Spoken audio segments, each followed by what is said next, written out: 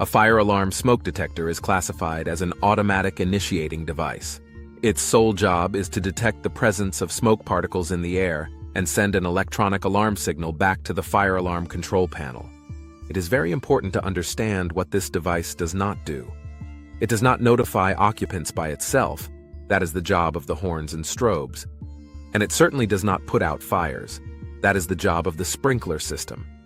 It is simply a sensor that tells the panel, something is wrong in this specific room, so the system can take action.